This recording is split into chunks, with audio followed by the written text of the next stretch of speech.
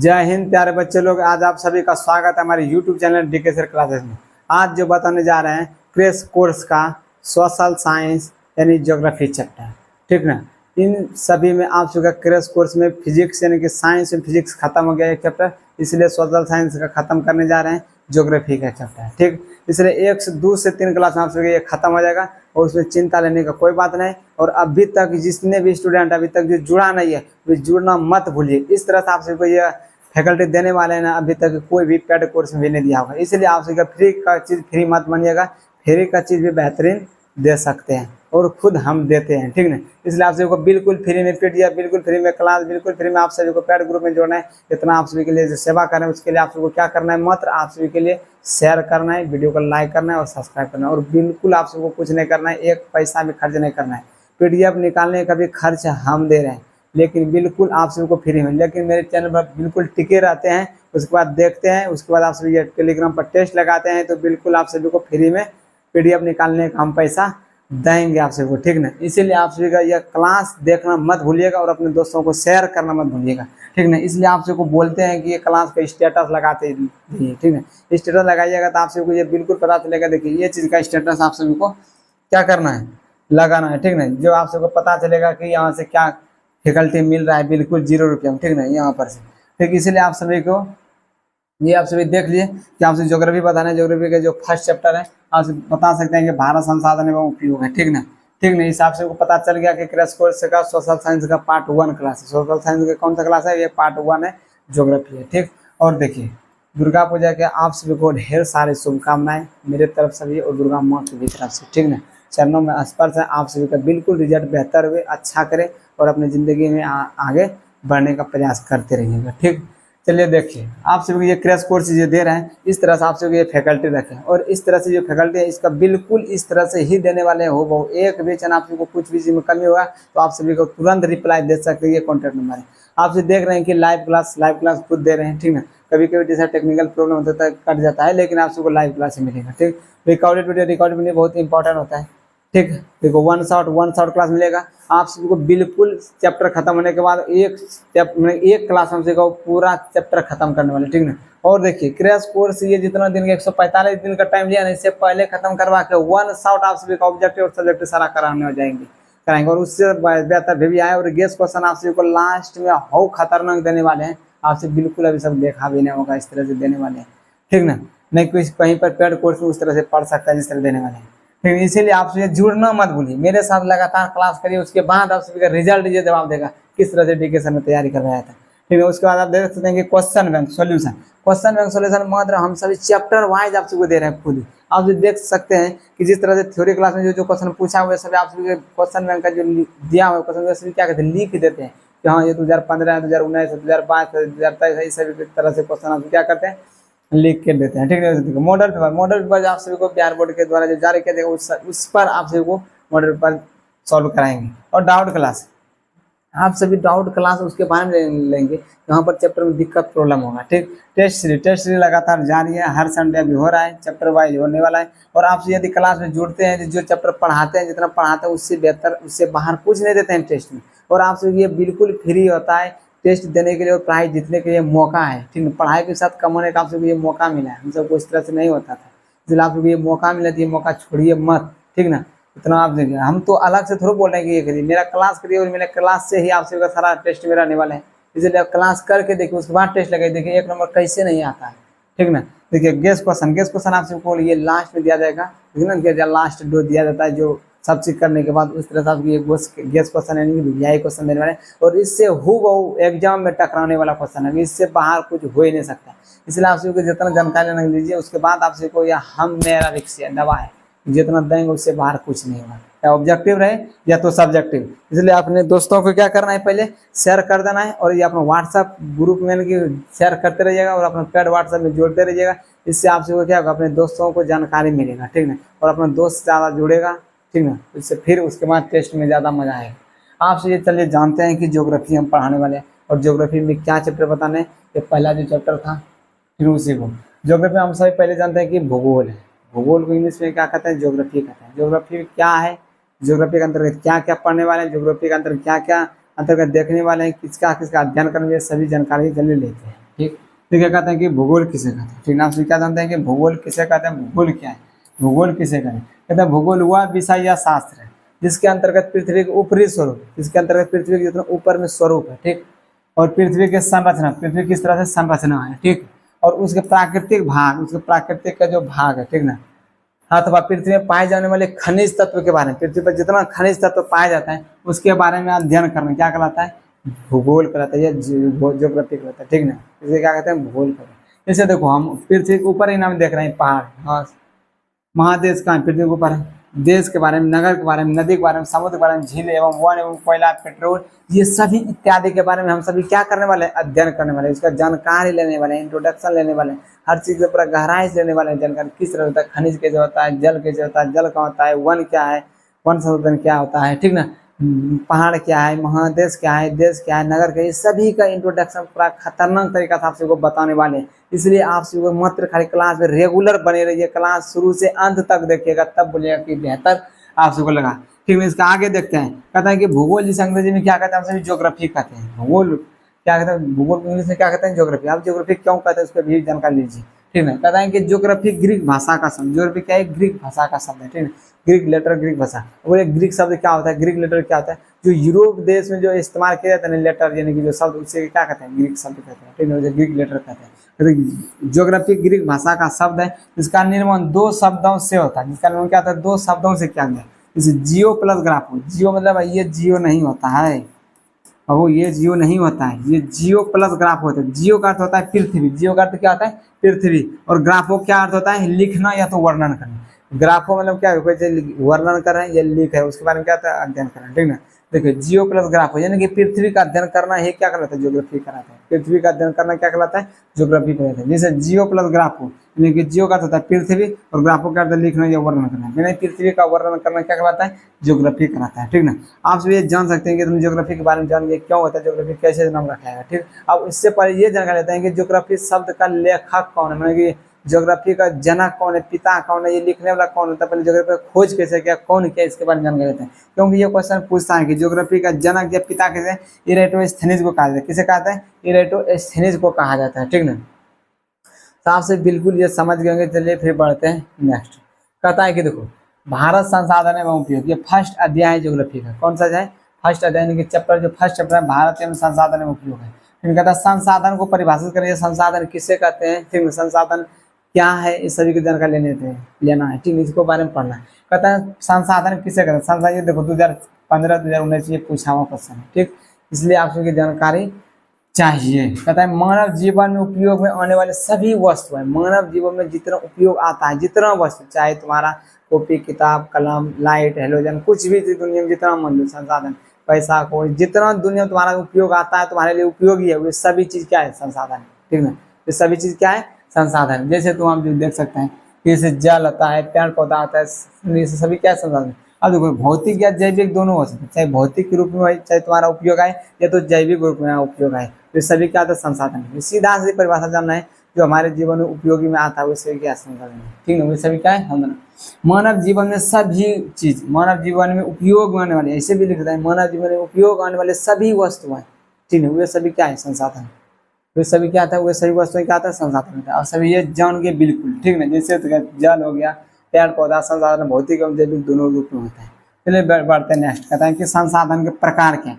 संसाधन मुख्य रूप से दो प्रकार होते हैं। ये क्वेश्चन पूछेगा संसाधन मुख्य रूप से कितने प्रकार होता है, संसाधन मुख्य रूप से दो प्रकार के होते हैं, ठीक। देखिए एक प्राकृतिक संसाधन, एक मानवीय संसाधन, एक प्राकृतिक संसाधन, एक मानवीय संसाधन होता है, ठीक ना। चलो नेक्स्ट क्वेश्चन देखते हैं। कहता है कि देखो उत्पत्ति के आधार पर संसाधन दो प्रकार के होते हैं। उत्पत्ति के आधार पर संसाधन कितने प्रकार के होते हैं, दो प्रकार के। अब जानिए क्या क्या होता है, ठीक है। कहते हैं भौतिक संसाधन होता है, जो जैसे भौतिक संसाधन क्या है, जैसे भूमि है, मृदा है, जल है, खनिज है, ठीक। और जैविक संसाधन क्या है, वनस्पति है, जलीय जीव, ठीक है, वनस्पति और जलीय जीव, जितने भी जीव होता है वनस्पति के अंतर्गत जितना भी आता है, उनके अंदर विषय क्या वनस्पति जैविक संसाधन होता है, ठीक है। जैसे देखो ये कहा था कि जिम्मरमैन ने कहा था, एक वैज्ञानिक था ज्योग्राफी का यानी कि भूगोल का, उसने कहा था, जिम्मरमैन ने कहा था कि संसाधन होते नहीं बनते हैं, ठीक है। जितना भी संसाधन जो मान लो तुम्हारे लिए उपयोगी, जैसे किताब है, ठीक है, मान लो किताब तुम्हारे लिए उपयोगी नहीं है, लेकिन तुम इसको पढ़ना स्टार्ट कर दोगे, तुम्हारे लिए उपयोगी है, तुम्हारे जीवन में कुछ अच्छा कर दोगे, कम तुम्हारा वो किताब क्या गया, संसाधन बन गया। वह कहता था जिम्मरमैन ने कहा था कि संसाधन होते नहीं बनते हैं, ठीक है, संसाधन होते नहीं क्या होते बनते हैं। और भी जानते हैं कि देखो सेवा को भी संसाधन करें, जैसे हम पढ़ा रहे हैं उसमें क्या करें, सेवा दे रहे हैं, डॉक्टर तुम्हारा इलाज कर रहे हैं, क्या करें, सेवा कर दे रहे हैं। फिर परिवहन जो सवारी होता है, जो गाड़ी होता है, वो क्या है, सेवा दे रहे हैं। ये सभी क्या होते हैं, ये सभी क्या होते हैं, वही कहता है कि सेवा को भी संसाधन माना गया। तो संसाधन किसी भी देश का आर्थिक एवं सामाजिक मेरुदंड होता है। अब बोलिएगा कि सर मेरुदंड क्या होता है, मेरुदंड किसे कहते हैं। देखो हमारे शरीर का जो मेन हड्डी जो रीढ़ होता है ना, रीढ़, उसको मेरुदंड बोला जाता है, ठीक ना, उसे कहते हैं। कोई देश का संसाधन जितना भी है, जब बहुत सा मतलब बड़ा खनिज से होता है, अब्रक होता है, ये सभी क्या है अपने देश का संसाधन, ये सभी क्या है देश का संसाधन। ये क्या है आर्थिक स्थिति, ये क्या है एक तरह से पैसा है, ठीक ना, इधर पेट्रोल कोयला ये सभी क्या है संसाधन, ये सभी क्या है पैसा है। इसलिए अपने देश का आर्थिक स्थिति होता है। जैसा तुम्हारे देश में, हमारे देश में महंगा महंगा क्या है संसाधन है, तो क्या अपना स्थिति है, पूंजी है, उसी को क्या है मेरुदंड ये स्थिति है। वही कहता है संसाधन किसी भी देश का आर्थिक सामाजिक मेरुदंड होता है, ठीक है, आर्थिक आर्थिक जिस तरह से पूंजी होता है, सामाजिक मतलब समाज का मेरुदंड होता है। मेरुदंड की मेन रीढ़ हड्डी होता है, जो तुम्हारे बिना कुछ भी नहीं कर सकते उसके रीढ़ के बिना, उसी प्रकार से। तो उत्पत्ति के आधार पर संसाधन दो प्रकार के, उत्पत्ति के आधार पर संसाधन कितने प्रकार के होते हैं, दो प्रकार के। जानते हैं कि जैव संसाधन एक होता है, एक अजैव संसाधन होता है। एक जैव संसाधन होता है, एक अजैव संसाधन होता है, ठीक ना। इसलिए चलिए देखते हैं नेक्स्ट क्वेश्चन। कहता है कि देखो जैव संसाधन किसे कहते हैं, बारी बारी से जानते हैं कि किसको क्या कहते हैं, जैव अजैव क्या है। फिर कहता है वैसा संसाधन जिसकी प्राप्ति जैव मंडल से, जिसकी प्राप्ति किससे होता है, जैव मंडल, जिसमें जीवों का अपशेष पाया, जिसमें जीव का कुछ मात्रा पाया, उसे क्या कहते हैं, जैव संसाधन। वह कहता है वैसा संसाधन जिसकी प्राप्ति जैव मंडल से होती है, उसे जैव संसाधन कहते हैं। जिसमें सजीवों के सभी लक्षण मौजूद होते, सजीव के क्या मौजूद, सभी लक्षण क्या मौजूद होते हैं। जो सजीव का होता है लक्षण, ठीक है, जो मनुष्य का है, जो सजीव है, जो सांस लेता है, उसका कुछ लक्षण मौजूद होता है, उसे क्या आता है, जैव संसाधन। जैसे मनुष्य हुआ, वनस्पति हुआ, मछली हुआ, पशु हुआ एवं अन्य प्राणी सभी समुदाय के, ये सभी क्या होता है, जैव संसाधन होता है, ठीक है। आप सभी समझ गए कि जैव संसाधन किसे कहते हैं, ठीक है। चलो नेक्स्ट क्वेश्चन देखते हैं। अब जानते हैं कि अजैव संसाधन किसे कहते हैं, ठीक है। यहाँ पर किसे होगा, कहता है कि निर्जीव वस्तुओं के समूह को, निर्जीव वस्तुओं के समूह को अजैव संसाधन कहते हैं। जिसमें तो निर्जीव होता है, जिसमें सांस नहीं होता है, ठीक है। इसमें सभी निर्जीव वस्तुएं आते हैं। जैसे देखो चट्टान है, चट्टान में क्या श्वसन होता है, कुछ भी होता है, चलना फिरना होता है, कुछ नहीं होता। धातु है, खनिज है, अनाज है, कपड़ा है इत्यादि, ये सभी क्या अजैव संसाधन है। लेकिन संसाधन है, मानव के लिए बहुत महत्वपूर्ण संसाधन है, ठीक है, इसलिए क्या है। लेकिन उसमें जो निर्जीव वस्तु होता है वे सभी क्या है, अजैव संसाधन है, ठीक है। सभी को संसाधन अनेक अनेक प्रकार के बांटा गया है, इसलिए सबके जैव एक अजैव, ठीक। उपयोगिता, नेक्स्ट देखते हैं। उपयोगिता के आधार पर संसाधन दो प्रकार, उपयोग जो हम सब करते हैं, उपयोग जो हम सब करते हैं, उसके आधार पर संसाधन को कितने भागों में बांटा गया, दो प्रकार के। वह कहता है कि कितने प्रकार की, ये क्वेश्चन पूछता है। उपयोगिता के आधार पर दो प्रकार, एक नवीकरणीय संसाधन, एक नवीकरणीय, एक अनवीकरणीय, एक अनवीकरणीय, ठीक है। एक नवीकरणीय होता है, एक क्या होता है, अनवीकरणीय संसाधन। आप सभी को जानते हैं कि चलिए बिल्कुल नवीकरणीय क्या और अनवीकरणीय क्या है, ठीक है। देखिए नवीकरणीय संसाधन इसे कहते हैं, क्या है, वैसे संसाधन जिन्हें पुनः प्राप्त किए जा सकते हैं, उन्हें क्या कहते हैं, नवीकरणीय संसाधन। अब जानिए देखिए, मतलब सौर ऊर्जा है, उसको हम पूरा फिर जैसे रात में उपयोग किए, फिर उसको बना सकते हैं, फिर धूप में दिए, फिर स्टार्ट हो जाएगा, फिर उतना चार्ज होगा, फिर हो जाएगा। तो वैसा संसाधन जो मानव की तरफ पुनः पूर्ति किया जा सकता है, ठीक है, जो मानव की तरफ फिर से बनाया जा सकता है, उसे क्या कहते हैं, नवीकरणीय संसाधन, ठीक है, उसे क्या कहते हैं, नवीकरण। जैसे देखो जैसे सौर ऊर्जा हो गया, पवन ऊर्जा हो गया, जल हो गया, वन है, वन्य प्राणी, ये सभी क्या है, वन्य प्राणी जितने भी क्या है, वो नवीकरण, उसे पुनः प्राप्त कर सकते हैं, पुनः चक्रिया पूरे कर सकते हैं, पुनः चक्रण की तरह प्राप्त कर सकते हैं, उसे क्या कहते हैं, नवीकरण संसाधन। अब देखो नवीकरण संसाधन दो प्रकार का होता है। सतत प्रवाही संसाधन जैसे जल पवन होता है, और जैव संसाधन क्या होता है, जैसे वन्य जीव होता है, ठीक है। ये सभी क्या होता है, नवीकरण संसाधन भी दो प्रकार के एग्जाम के। अब देखो अनवीकरणीय के बारे में जानते हैं क्या है। और नवीकरण संसाधन किसे कहते हैं, वैसे संसाधन जिन्हें पुनः प्राप्त नहीं कर सकते, फिर से हम स्टार्ट उसको नहीं कर सकते, एक बार जो खर्च कर दिए दोबारा हम बना नहीं सकते, उसे क्या कहते हैं, अनवीकरणीय संसाधन कहते हैं। उसे क्या कहते हैं, अनवीकरणीय। जैसे तो हम देख सकते हैं कि जैसे कोयला को एक बार हम सभी खपत कर दिए तो दोबारा जल्दी नहीं निकलेगा, ठीक है। पेट्रोल को एक बार हम खत्म कर दिए तो दोबारा पेट्रोल जल्दी नहीं बनेगा, फिर दूसरा बनेगा, फिर उसको कगार खत्म किए होने के कगार बनेगा, है नहीं कि तुरंत खर्च किए फिर दोबारा बना लीजिए। जैसे सौर ऊर्जा आता है, ठीक है, पवन ऊर्जा आता है, ये सभी क्या आता है, पुनः खर्च होता है, फिर पुनः उत्पन्न भी जाता है, उसे क्या कहते हैं, नवीकरणीय। जो एक बार खत्म हो गया उसके बाद फिर हम बना नहीं सकते हैं, उसे क्या कहते हैं, नवीकरणीय संसाधन कहते हैं।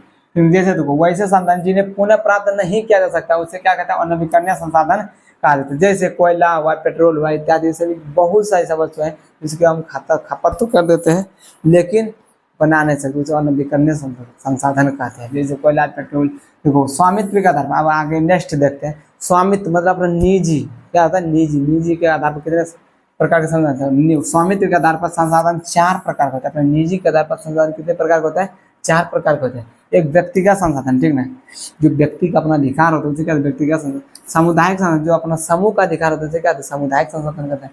राष्ट्र, अपने जो राष्ट्र के हित के होता है, अपने राष्ट्र का होता है उसे क्या राष्ट्रीय। अंतर्राष्ट्रीय, जो अपना अंतर्राष्ट्रीय स्तर पर होता है जो संसाधन अपना होता है उसे क्या अंतर्राष्ट्रीय संसाधन कहते हैं, ठीक ना। आप ये जान के स्वामित्व के आधार पर संसाधन कितने प्रकार के होते हैं? 4 प्रकार के। चारों संसाधन जान, और चारों का अलग अलग से तरह से परिभाषा उसका एग्जाम्पल जानते हैं, ठीक ना। चलिए देखते हैं व्यक्तिगत संसाधन किसे कहते हैं। वैसे संसाधन जिस पर किसी व्यक्ति का अधिकार होता है, वैसे संसाधन जिस पर किसी व्यक्ति का अधिकार उसे क्या कहते हैं? व्यक्तिगत संसाधन कहते हैं। जैसे मान लो कि ये मेरा मार्कर है, ठीक है, ये मेरा बोर्ड है, ये मेरा अपना अधिकार है, मेरा अपना संसाधन है, ठीक है। जो व्यक्ति का अपना है, जैसे मोबाइल, तुम्हारा अपना मोबाइल है, तुम्हारा अपना कॉपी है, तुम्हारा अपना किताब है, ठीक है, तुम्हारा अपना अधिकार, ये अपना व्यक्तिगत संसाधन है। जो अपने व्यक्ति के अधिकार है, जो अपना सिर्फ स्पेशल अपना है उसे क्या व्यक्तिगत संसाधन कहते हैं, ठीक है। जैसे देखो भूखंड अपना जमीन होता है ना, घर होता है, ठीक है। इस तरह से अन्य प्रकार मोबाइल होता है, कॉपी, किताब, लैपटॉप, कंप्यूटर, ठीक है। ये सभी क्या होता है? जो अपना व्यक्ति जो खरीदता है, जो पैसा लगा कर अपना पैसा देता है, वो सभी क्या होता है? अपना होता है, उसे क्या कहते हैं? व्यक्तिगत संसाधन कहते हैं। उसे क्या कहते हैं? व्यक्तिगत संसाधन। आप सभी बिल्कुल जान गए कि व्यक्तिगत संसाधन। वैसे संसाधन जिस पर किसी व्यक्ति का अधिकार होता है, जिस अपने व्यक्ति के किसी खास व्यक्ति का अधिकार होता है, क्या कहते हैं? व्यक्तिगत संसाधन कहते हैं, ठीक है। जैसे आप जानते हैं सामुदायिक संसाधन किसे कहते हैं। वैसे संसाधन जिस पर किसी खास समुदाय का अधिकार, समुदाय का या समूह के अधिकार, पूरे अपना गांव समाज में ना अपना समूह, मतलब समूह का अधिकार, उसे क्या कहते हैं? सामुदायिक संसाधन कहते हैं। इसे क्या कहते हैं? सामुदायिक संसाधन कहते हैं, ठीक ना, कहा जाता है। जैसे देखो मंदिर किसी एक का नहीं होता, इस प्रकार वो अपना समूह का, अपने गाँव में जो मंदिर होता है वो अपना गाँव का जो मंदिर है वो पूरा समूह का है। अब तालाब है, मस्जिद जानते हैं, तालाब, मस्जिद है, समुदाय भवन, गुरुद्वारा, गिरजाघर, ये सभी क्या है? जो शमशान घाट होता है जहाँ पर आदमी को जलाया जाता है, वे सभी क्या होता है? तो समूह का अधिकार है। तो किसी एक का अधिकार है कि तुम्हारा मना कर सकता है वहाँ रहने के लिए, बसने के लिए, कोई भी काम करने के लिए। जो अपना समूह का अधिकार है तो वो अपना समुदाय का है, सामुदायिक संसाधन, ठीक है। जो अपना पूरा गाँव जो होता है सामुदायिक भवन, तो बीच क्या होता है? समूह का अधिकार होते हैं, ठीक ना। मंदिर हुआ, मस्जिद हुआ, तालाब हुआ, समुदाय भवन हुआ, ठीक ना, गुरुद्वारा हुआ, ठीक ना, गिरजाघर हुआ, ठीक ना, शमशान घाट हुआ, ये सभी इत्यादि सभी क्या होता है? ये सामुदायिक संसाधन होता है। आप सभी ये बिल्कुल जान गए होंगे कि सामुदायिक संसाधन किसे कहते हैं। पढ़ते हैं फिर नेक्स्ट क्वेश्चन की ओर। कहता है कि राष्ट्रीय संसाधन किसे कहते हैं, ठीक ना। जिस पर किसी राष्ट्र का अधिकार होता है उसे क्या कहते हैं? राष्ट्रीय अधिकार, ठीक ना। जो अपना राष्ट्र का अधिकार, अपना देश के अधिकार, उसे कहते हैं राष्ट्रीय संसाधन कहते हैं। जैसे देखो किसी देश के अंतर्गत उपलब्ध सभी संसाधन को राष्ट्रीय संसाधन कहते हैं। जैसे मान लो कि अपना राष्ट्र के अर्थ से अपना ट्रेन चला रहे हैं, ट्रेन क्या अपना राष्ट्र का अधिकार है, अपना राष्ट्र सभी का अधिकार है। तो जितने भी अपना देश के अंतर्गत जितना भी तुम वस्तु देख रहा है, जितना भी तुम अपना सामान देख रहा है अपना देश के अंदर, वे सभी संसाधन क्या है? वे सभी राष्ट्र, अपना राष्ट्र का अधिकार है, ठीक ना। वे सभी क्या है? अपना राष्ट्र का संसाधन है। फिर देखते हैं नेक्स्ट क्वेश्चन, अंतर्राष्ट्रीय संसाधन किसे कहते हैं। कहता है वैसा संसाधन जिस पर अंतर्राष्ट्रीय संस्था का नियंत्रण होता है। अंतर्राष्ट्रीय संस्था का क्या होता है?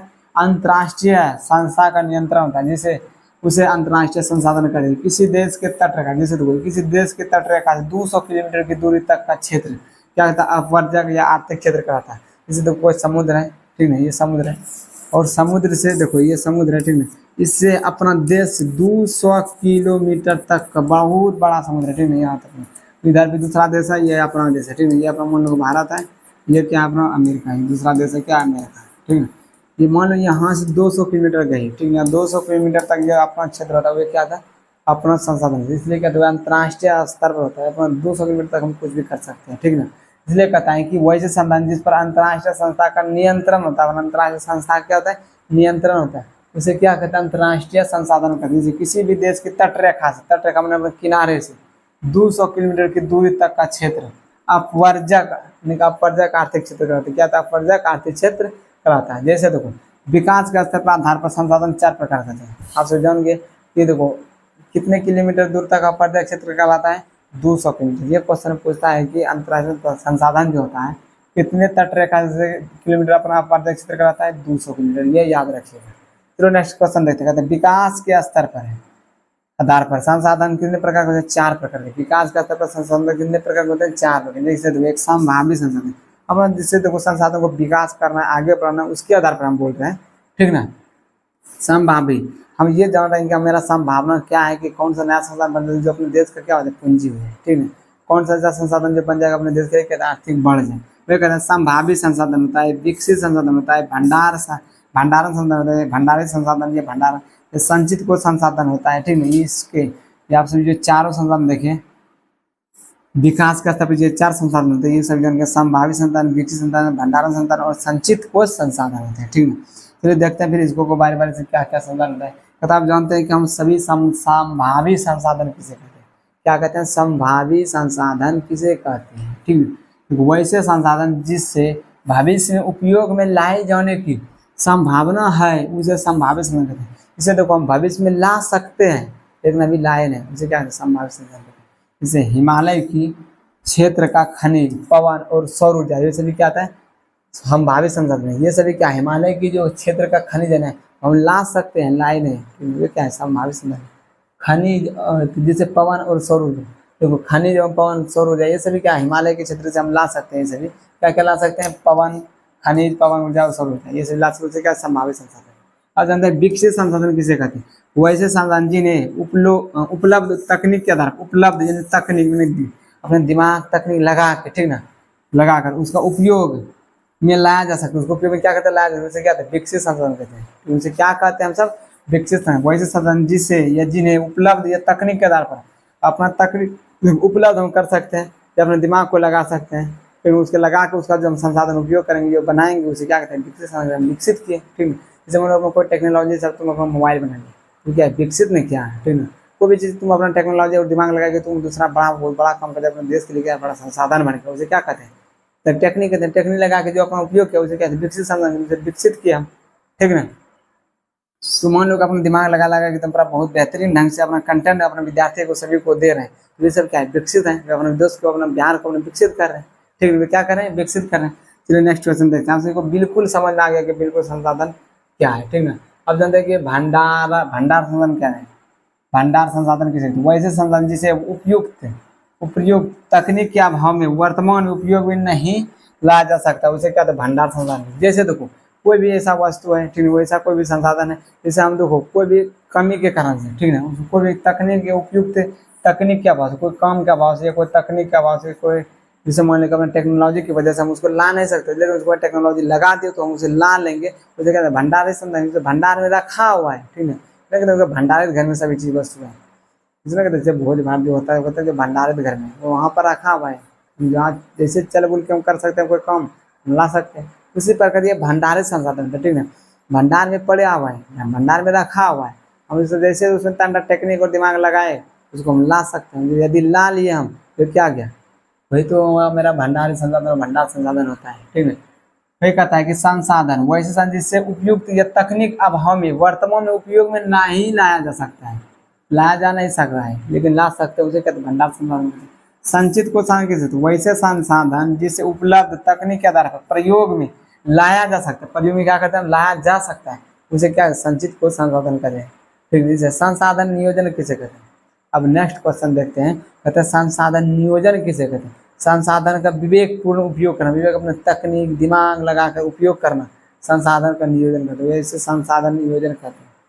संसाधन का विवेकपूर्ण उपयोग करना संसाधन नियोजन कहता है। संसाधन का विवेकपूर्ण उपयोग, विवेक मतलब क्या है, टेक्निक दिमाग लगा के कोई काम करना, तो संसाधन नियोजन करते हैं। जितना भी संसाधन को आप बचा सकते हैं, जितना टेक्निक के सहारे तुम उपयोग कर सकते हैं, जितना टेक्निक के सहारे हम बना सकते हैं संसाधन, वैसे भी क्या संसाधन नियोजन कराते हैं, ठीक ना। आगे देखते हैं कि संसाधन संरक्षण की उपयोगिता पर एक भी संक्षिप्त टिप्पणी लिखी। संसाधन संरक्षण जब बचाव होता है, क्या होता है, एक बचाव होता है, ठीक है। इसके आधार पर हम संसाधन को किसके आधार पर उपयोगिता पर एक संक्षिप्त में टिप्पणी लिखते हैं, उसके जानकारियां सभी देते हैं, किस रूप में हम संसाधन को बचा सकते हैं, ठीक है। जैसे देखो अभी जल की कमी हो जाता है कहीं कहीं, ठीक है, तो जो जल का कमी होता है उसको हम कैसे कर सकते हैं, वन का कमी हो जाता है, वन को हम कैसे बचाते हैं, तकनीक सहारे सभी, उसी के बारे में हम सभी जानकारी लेना है, ठीक है, और पढ़ना है। संसाधन का नियोजन एवं विवेकपूर्ण उपयोग करना संसाधन संरक्षण कहलाता है। क्या कहलाता है, संसाधन संरक्षण। इससे तो कोई डायरेक्ट क्वेश्चन पूछा, संसाधन संरक्षण किसे कहते हैं, ठीक ना। वह कहना है कि संसाधन का नियोजन एवं विवेकपूर्ण उपयोग करना, ठीक ना। इसे क्या कहते हैं, संसाधन संरक्षण कहते हैं। क्या कहलाता है, संसाधनों के दुरुपयोग और आवश्यकता से अधिक उपयोग द्वारा, संसाधनों के दुरुपयोग, संसाधन जो है मेरे पास उसको ज़्यादा दुरुपयोग करें, ज़्यादा खर्च करें, आवश्यकता से अधिक उपयोग द्वारा पर्यावरण असंतुलन हो जाता है। पर्यावरण क्या जाता है, असंतुलन हो जाता है। जिसको देखो मान लो कम उपयोग करना, उसको तुम ज़्यादा उपयोग करेंगे, क्या पर्यावरण असंतुलन हो जाएगा। अतः इसके सभी उपयोग से ही पर्यावरण को संतुलित रखा जाए। इसका तो सही से उपयोग तुम करेगा तो क्या है, पर्यावरण संतुलित रहेगा, रखा जा सकता है। एवं अगली पीढ़ी के लिए संचय किया जा सकता है। अगली पीढ़ी के लिए क्या है, तुम बचाया जा सकता है, संचय किया जा सकता है, ठीक ना। यही नहीं, यह एक पूरे, यही नहीं, यह दूसरे सही परिवहन साधनों के पूरक के रूप में कार्य करता है। इसके विकास के बिना रेल मार्ग, जल मार्ग एवं वायु मार्ग की सेवाएं अधूरी रह जाएगी, अधूरी रह जाएगी। देखो जैसे मान लो कि ये रेल मार्ग है, जल मार्ग है, जल मार्ग इस तरह से कि तुम एक तकनीक दिमाग के उपयोग पर नहीं प्रयोग कर रहे हैं, जैसे तैसे एकदम अनजान के तरीके एकदम पूरा बहाव कर रहे हैं। आगे पीढ़ी के लिए क्या होता है, पूरा संभावना को नहीं कहते हैं, खरीदना पड़ जाएगा हर काम के लिए, तड़पना पड़ जाएगा, उस तरह से आगे पीढ़ी के लिए तड़पना पड़ जाएगा। इसलिए यदि सही से संसाधन उपयोग नहीं करते हैं, सही दिमाग से उपयोग नहीं करते हैं, तो क्या होगा, आगे पीढ़ी के लिए बहुत दिक्कत समस्या आने वाला है। मान लो कि तुम्हारे घर में यदि बहुत सा भंडारित संसाधन रखा हुआ, कोई भी चीज़ तुम्हारा कीमती है, उसको तुम एक दुरुपयोग कर रहा है, तुमको बेच बेच के खा पी रहे हैं, उड़ा रहे हैं, लेकिन क्या करें, यदि तुम्हारा पूंजी था भी रखा हुआ, आगे पीढ़ी के लिए पूंजी था, तुम्हारे आगे बुढ़ापे के लिए भी क्या था, पूंजी था, तुम उसको दुरुपयोग करके क्या कहते हैं, सब खत्म कर दे, क्या होगा, बहुत दिक्कत आगे सामना करना पड़ेगा। इसीलिए क्या करना है, दिमाग, तकनीक, विवेकपूर्ण सहायता से उपयोग करना है संसाधन को, ठीक ना। इसीलिए पढ़ता क्यों कि पढ़ता देखिए यही से सहारा लेना पड़ता है कि तो आपसे हर चीज़ की जानकारी होता है, हर चीज़ का कैसे क्या उपयोग करना है, कैसे अपना समाज में चलना है, कैसे क्या संसाधन उपयोग करना है, उसके आधार पर चलना है, ठीक है नहीं कि आदमी से हम पढ़ रहे हैं तो नौकरी के बारे में पढ़ना है, वे पढ़ रहे नौकरी, नौकरी से देखो नौकरी का दूर बात, आदमी को सेटल हो जाता है तो बेहतर रहता है, लेकिन नहीं बेहतर है, कामयाब इंसान बन जाता है पढ़ने के बाद, ठीक है। कभी भी पढ़ाई से मत पीछे भागना, कितनों भी तुम्हारे अंदर गरीबी, तकनीक झकनी, कितनों भी तुम्हारा प्रॉब्लम फेस करना क्यों नहीं पढ़े, लेकिन एक के तुमको अच्छा इंसान बनना है, तुमको अच्छा पैसा कमाना है, तो पढ़ाई से कभी नहीं भागना है, ठीक है, पढ़ाई से कभी नहीं भागना है। तो देखते हैं कि रेल मार्ग, देखो रेल मार्ग है तो क्या है, मेरा अपना देश का संसाधन है, अपना सामाजिक संसाधन है। यदि अच्छा से तुम सब खुद देखभाल नहीं करेगा तो किसका नुकसान होगा, अपना समाज का, अपना देश का, ठीक है, अपने देश का नुकसान है। रेल जल मार्ग होता है, वायु मार्ग होता है, ये सभी सेवाएं क्या अधूरी रह जाएगी। आगे पीढ़ी के लिए तुम अच्छा प्रयास करेगा, तुम खुद नुकसान कर देगा, क्या होगा, आगे पीढ़ी के लिए क्या कठिनाइयाँ का सामना करना पड़ जाएगा, ठीक ना। इसलिए क्या करना है, एक सहारे से अच्छे तरीका से अच्छा से उपयोग हम सभी संसाधन को करना है, विवेकपूर्ण उपयोग करना है। जल मार्ग अभी देखते हैं एक बार अभी में तो बाढ़ आ गया है, लेकिन कुछ समय से आता है कि पानी के लिए तड़पना पड़ता है, पानी के लिए बहुत मजबूर होना पड़ता है। दक्षिण क्षेत्र भारत में जाइए किस तरह से होता है, ठीक ना। कहता है महात्मा गांधी का कहना था कि हमारे पास पेट भरने के लिए बहुत कुछ है, लेकिन पेटी भरने के लिए कुछ नहीं। ये क्वेश्चन कौन बोला था, महात्मा गांधी ने। क्या कहा था, हमारे पास पेट भरने के लिए बहुत कुछ है, लेकिन पेट भरने के लिए नहीं। कौन बोला था, महात्मा गांधी ने, ठीक ना। तो आगे देखते हैं, कहता है कि मेघा पाटेकर का संबंध किससे, नर्मदा बचाओ आंदोलन से। किससे, मेघा पाटेकर का संबंध नर्मदा बचाओ आंदोलन से, ठीक। सुंदरलाल बहुगुणा का संबंध किससे, चिपको आंदोलन से। चिपको आंदोलन के बारे में भी अभी आगे जानना है, बहुत जानकारी खतरनाक से, इसीलिए आप सबको ये बोलते हैं कि बिल्कुल लास्ट तक ये क्लास देखिए और आपसे बिल्कुल अपने दोस्तों को शेयर करते रहिएगा, ठीक। तो देखते हैं, संदीप पांडे का संबंध वर्षा जल संग्रह से, वर्षा जल संचय कृषि भूमि विस्तार से है, ठीक है। 1968 ईस्वी में क्लब ऑफ रोम संसाधन संरक्षण की वकालत की थी, ठीक है। क्लब ऑफ रोम संसाधन क्या था, संरक्षण के बचाव के लिए क्या था, ये वकालत किया था, ठीक है। कौन, संदीप पांडे ने। कहता है स्मॉल इज ब्यूटीफुल पुस्तक के लेखक कौन है, सुमशेर है। कौन है, सुमशेर है। कहता स्मॉल इज ब्यूटीफुल पुस्तक में संसाधन संरक्षण से संबंधित गांधी जी के विचार को प्रकाशित है। उस किताब में जो है ना, ये गांधी जी का जितना विचार था कि संसाधन को इस तरह से सुरक्षा रखना, इस तरह से रखना, तो सभी विचार को क्या कहते लिखा गया है। फिर आगे देखते हैं, पर्यावरण संरक्षण हेतु सर्वप्रथम स्टॉकहोम में विश्व शिखर सम्मेलन 1972 ईस्वी में आयोजित हुआ था। कब हुआ था, आयोजित 1972 ईस्वी में हुआ था। आगे जानते हैं, कहते हैं पर्यावरण दिवस 5 जून को मनाया था। कब मनाया था, पर्यावरण दिवस 5 जून को मनाया था। ये क्वेश्चन बहुत बेहतर है, ये क्वेश्चन पूछता भी है, ठीक ना। इसीलिए आप सभी को क्या करना है, ये सभी क्वेश्चन क्या करना है, जानकारी रखना है। नेक्स्ट देखते हैं, कहते हैं डाकुओं की अर्थव्यवस्था क्या है। जैसे डाकू हड़प लेता है, उसका अर्थव्यवस्था क्या होता है? कहता है कि देखो शोषणात्मक, शोषणात्मक मतलब किसी का शोषण करके वो अपना हड़प लेना, वो अपना निजी बनाना, उसे क्या कहते हैं? डाकुओं का अर्थव्यवस्था कहते हैं। शोषणात्मक दोहन प्रवृत्ति को डाकुओं की अर्थव्यवस्था कहा जाता है। फिर अपना शोषण करके किसी का निजी हक मार के, किसी का निजी छीन करके फिर अपना हक जमा लेने में कहता है डाकुओं का अर्थव्यवस्था कहलाता है। ठीक है। सतत विकास किसे कहते हैं? पर्यावरण को बिना क्षति पहुंचाए भविष्य की आवश्यकताओं के मद्देनजर वर्तमान विकास को कायम रखा जा सकता है, वैसे ऐसा धारणा की, ऐसी धारणा है सतत विकास कहलाता है। ऐसी धारणा क्या कहलाता है? सतत विकास कहलाता है। ठीक है। तो पर्यावरण को बिना क्षति, पर्यावरण को कोई क्षतिग्रस्त कुछ नहीं हो सकता। ठीक है। और भविष्य की आवश्यकता के मद्देनजर, भविष्य के भी आगे को नजर रखते हुए, ठीक ना, कहते वर्तमान विकास को, वर्तमान में विकास को कर रहे हैं, वर्तमान विकास क्या कर रहे हैं? कायम रखा जा सकता है, उसे क्या कहता है? इसी धारणा को ही क्या कहते हैं? सतत विकास। ऐसी धारणा क्या कहलाता है? सतत विकास कहलाता है। ठीक है। चलो नेक्स्ट क्वेश्चन देखते हैं। कहता है सारणीय तथ्य। सारणीय तथ्य देखो बहुत कुछ इंपॉर्टेंट इसमें बात छिपा है, इसलिए आप ये देखना मत इग्नोर करिएगा, इसलिए बिल्कुल सटीक से समझिएगा एक पकड़ के। ठीक है। क्योंकि इससे क्वेश्चन बहुत सारा ऑब्जेक्टिव बनता है और बहुत इंपॉर्टेंट भी है ये बात। कहता है देखो प्रथम पृथ्वी सम्मेलन क्या था? प्रथम पृथ्वी सम्मेलन का आयोजन 3 से 14 जून 1992 को हुआ था। 3 जून से 14 जून तक हुआ था। कब? 1992 में। कहाँ था? रियो डी जेनेरो में, रियो डी जेनेरो में हुआ था। ठीक है। क्या गया था? जिसमें विकसित एवं विकासशील देश भाग लिए। जो विकसित खुद देश है और जो विकासशील की ओर बढ़ता जा रहा है, उस देश ने सभी क्या था? भाग लिया था। लगभग कितना देश ने भाग लिया था? 178 प्रतिनिधियों ने भाग लिया था। कितना देश ने भाग लिया था? 178 प्रतिनिधि। बोलो एक देश बोलो। सम्मेलन में ग्लोबल भाग लिया था। इस सम्मेलन में ग्लोबल वार्मिंग के बारे में सभी जानकारियां बात रखा था। वन संरक्षण, वन को संरक्षण कैसे रख सकते हैं, तब पर्यावरण संतुलन बनेगा। जैव विविधता में कार्यक्रम 21 में रियो घोषणा पत्र पर समझौता किया था। कि रियो समझौता पर घोषणा किया था।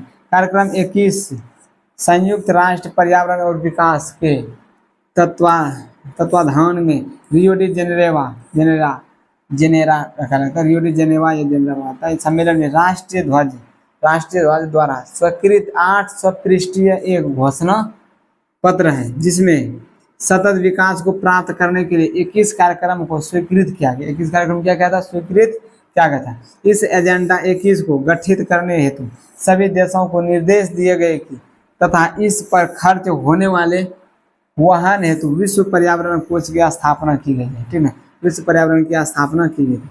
क्योंकि इसमें मेन चीज है ना, यहाँ पर ये बोला था कब किसका स्थापना किया गया, कितने प्रतिनिधि भाग लिया था। ठीक है। उसके बाद इसमें कुछ इंपॉर्टेंट नहीं बात था। अब उसके बाद ये इंपॉर्टेंट बात है। अब द्वितीय पृथ्वी सम्मेलन से यह क्वेश्चन पूछा, द्वितीय पृथ्वी सम्मेलन कब हुआ था और कब तक चला था? 23 जून से 1997 ईस्वी तक चला था। कहाँ पर चला था? न्यूयॉर्क में। ठीक ना। ये प्रथम पृथ्वी सम्मेलन मूल्यांकन के लिए 5 वर्ष के बाद आयोजित। ये प्रथम पृथ्वी सम्मेलन जो हुआ था उसी के 5 वर्ष के बाद को मूल्यांकन के लिए, उसका मूल्यांकन कोई भी चीज का मूल्य होता है ना, उसी को वैल्यू को बढ़ाने के लिए रखा था। इसे +5 सम्मेलन भी कहते हैं।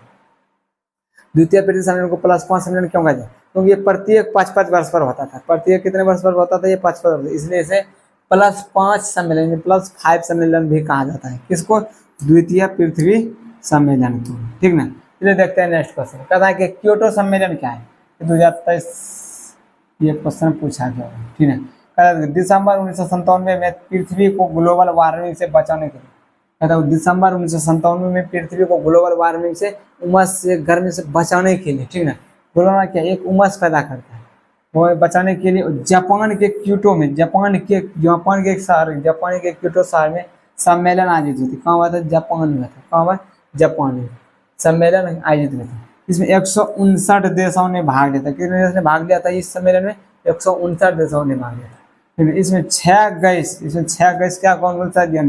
CO2, मीथेन, NO, यानी कि और NHM। देखो CO2 था, मीथेन था, NO था और HFC पर फ्लोरोकार्बन, सल्फर और हेक्साक्लोराइड को ग्लोबल वार्मिंग के लिए जिम्मेदार मानते हैं। ये जो 6 गैस था ना, इसको ज्यादा गैस ग्लोबल वार्मिंग के लिए जिम्मेदार मानते हैं कि ये उमस पैदा करता है, ये ज्यादा खतरनाक कर रहा है, उमस ग्लोबल वार्मिंग के लिए ज्यादा बढ़ावा दे रहे हैं।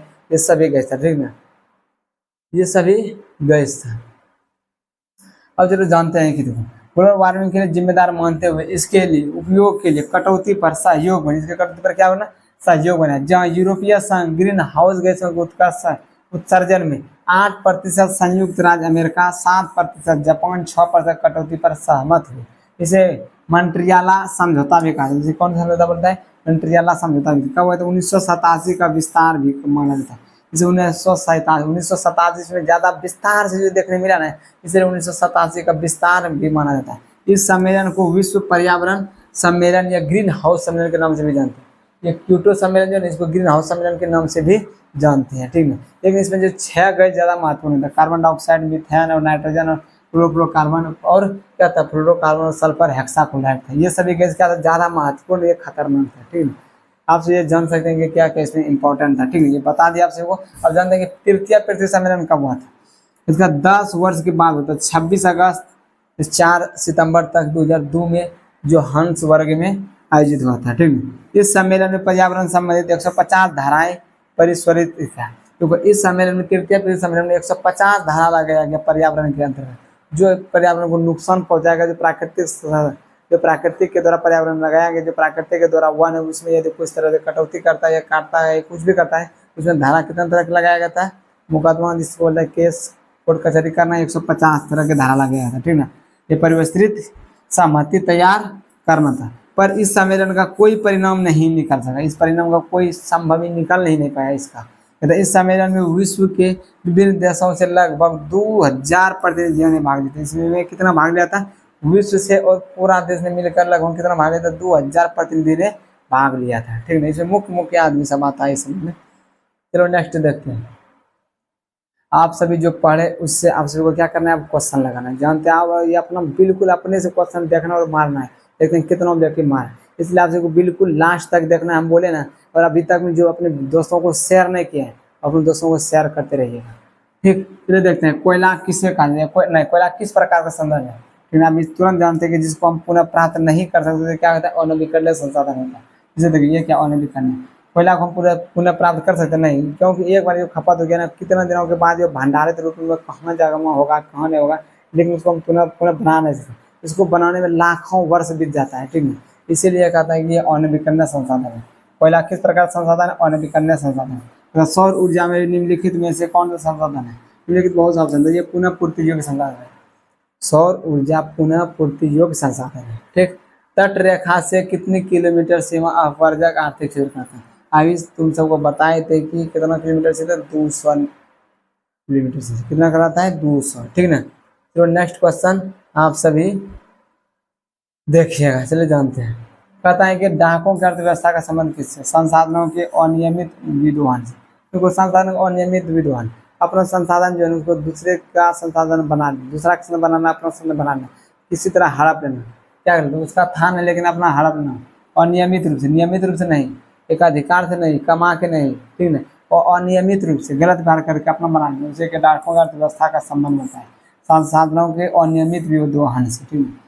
नेक्स्ट क्वेश्चन देखो 5 में। कहता है समुद्री क्षेत्र में राजनीतिक सीमा के कितनी किलोमीटर क्षेत्र तक राष्ट्रीय संपदा निहित होता है? 19.2 किलोमीटर तक। कितना होता है? 19.2 किलोमीटर तक, ठीक है। देखिए यहाँ तक आप सभी को क्लास देखने के लिए आप सभी को क्या है, बिल्कुल धन्यवाद देना चाहते हैं कि जो तुम लास्ट तक क्लास देखे। थैंक यू फॉर वॉचिंग, जो हमारे क्लास अंत तक देखे हैं, ठीक है। इसलिए आप सबको बहुत बहुत धन्यवाद देना चाहते हैं जो इतना देर तक लास्ट तक इंतजार करके देखे क्लास को। इसलिए आप सभी ये लास्ट में आप सभी ये जानकारी देना चाहते हैं कि जितने भी स्टूडेंट हैं जो अभी तक मेरे साथ लास्ट तक जुड़ कर रहता है, उसको महा धमाका ऑफर आप सभी को बिल्कुल PDF निकालने के लिए फिर निःशुल्क पैसा देंगे। मेरे साथ खाली जुड़े रहिएगा। उसके बाद किसी भी टेस्ट पर शामिल होगा तो वहाँ पर आप सभी टेस्ट दीजिएगा। यदि उससे नंबर मेरा कम आ गया मेरे सभी स्टूडेंट को, तब बोलेगा। हम ये भी चैलेंज दबा ठोके बोलते हैं कि जो अभी तक कुछ भी स्टूडेंट पढ़ा नहीं उसको हम बिल्कुल 0 से हीरो बनाने तक की गारंटी देता हूँ। कोई सब्जेक्ट रहे, चाहे साइंस रहे, सोशल साइंस रहे, मैथ रहे, हिंदी रहे, संस्कृत रहे, इंग्लिश रहे, हम ये 6 सब्जेक्ट आप सबको दबा ठोक रहे हैं कि बिल्कुल मेरा ही बच्चा आगे होगा और श्रेष्ठ होगा। इसलिए आप सबको बिल्कुल मेरे साथ जुड़ के रहना है, अपने दोस्तों को जुड़ के रखना है। क्योंकि देखो यदि दूसरे का भला कर देता है, जोड़ देता है, जो कमजोर है, जो अभी तक कुछ नहीं पढ़ा है, तो आप सभी का भी भला है। इसलिए आप सबको क्या एक दूसरे को मदद करना सीखिए, ठीक है। इसलिए आपसे ये विनती है कि आप सबको अपने दोस्तों के बीच ये क्लास शेयर करिएगा। और अपना यदि PDF लेना चाहते हैं तो ये कॉन्टैक्ट नंबर कर सकते हैं, क्योंकि इस तरह से फैकल्टी बिल्कुल 0 रुपये में कोई देने वाला नहीं है। इसलिए आप सभी बिल्कुल पेड व्हाट्सएप ग्रुप में जुड़िए और आप सभी को बिल्कुल आप सभी को बेहतरीन ढंग से तैयारी कराने वाले हैं। इसलिए अपना जितना हो सके अपने दोस्तों को शेयर करिए। और हाँ, टेस्ट देना बिल्कुल मत भूलिएगा बाबू, हमारा वहाँ कोई पैसा नहीं लग रहा है, कहीं से तैयारी करिए, लेकिन डीके सर क्लासेस पे टेलीग्राम पर टेस्ट दीजिए। आपसे का बेहतर तैयारी का पता चलेगा, जिसका तैयारी भी है ना तो वहाँ पर दीजिए टेस्ट, उससे आप सभी को ज़्यादा बेहतर होगा, पता चलेगा मेरा किस तरह तैयारी है। यदि बेहतर से बेहतर ऑब्जेक्टिव यदि लाइएगा, अच्छा नंबर लाइएगा, तो आप सभी का क्या होगा, बना अच्छा होगा, बेहतर होगा, ठीक है। इसलिए अपना तैयारी को अब जो लास्ट समय पर बचा है ना, इसमें जान जीभ लगा दीजिए, लेकिन जाने मत दीजिएगा, ठीक है। इसलिए आपसे जितना हो सके, जितना टाइम मिलता है उतना देर तक लगाइए अपना टाइम, इसलिए तब उसके बाद देखना तैयारी किस तरह से होता है। इसलिए आपसे बोलते हैं ना कि हम जो बता दें उससे कुछ बाहर नहीं हो सकता, चाहे ऑफलाइन रहे या ऑनलाइन। ऑफलाइन में भी सभी स्टूडेंट को इतने बोलते हैं कि अपन तैयारी को बेहतर बनाइए, उसी में मेरा भला है और आप सभी का भला है। इसलिए अपना जितना प्रयास होता है उतना ताकत झोंके आप सभी ऑफलाइन के सभी बच्चों को तैयारी में क्या करते हैं, बेहतर तैयारी करवाने में मेहनत करते हैं। उसी प्रकार ऑफलाइन से साथ साथ ऑनलाइन में भी आगे आप सभी को बेहतर बनाने के लिए, इसलिए अपने सभी दोस्तों को आपका ये जिम्मेदारी है कि इतना आगे बढ़ा के क्या करना है, चढ़ बढ़ के आप इस सभी ने दोस्तों को शेयर करना है। फिर यदि आप शेयर करते हैं तभी आपसे के लिए बेहतर और बिल्कुल बेहतर से बेहतर कंटेंट देने का प्रयास करते रहेंगे, ठीक नहीं। इसलिए आप सभी ये जो बिल्कुल जो क्लास कोर्स में शामिल नहीं हुए तो शामिल हो जाएगा। बिल्कुल आप सभी का क्लास रेगुलर चलते रहेगा, रेगुलर आप सबको PDF मिलेगा सारा सब्जेक्ट का, ठीक है। कोई दिक्कत प्रॉब्लम समस्या कहीं पर भी नहीं आएगा, ठीक है। इसलिए आप सभी के फिर मिलेंगे नेक्स्ट क्लास में, तब तक के लिए जय हिंद, जय भारत।